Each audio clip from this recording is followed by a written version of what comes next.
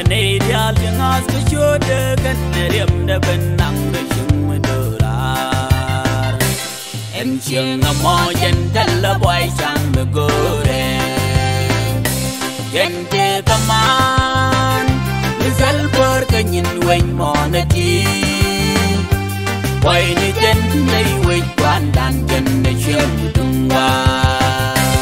and Ching a more gentle boy sang the good Gente come on Rizal for Canyon Wayne Monity Why the gently wait one dan generation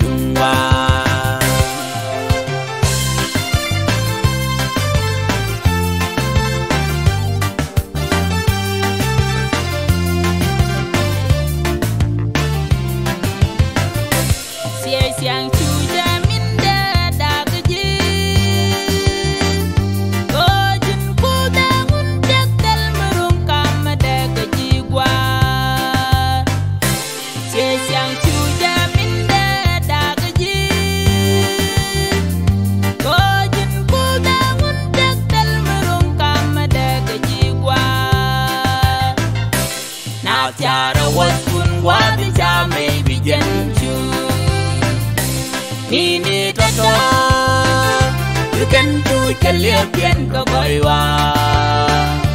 Panaguri Shakwara, put by a material Tingure. Nasyara was soon what the jam may begin to.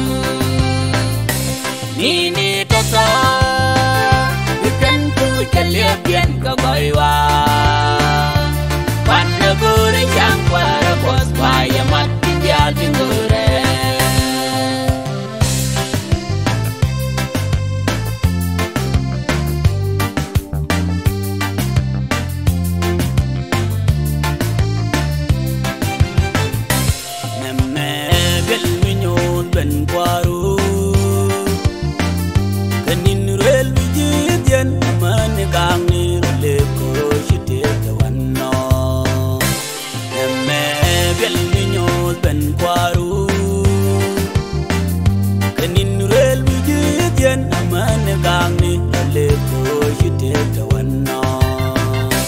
Bitin the cabia la man the bed where the late go.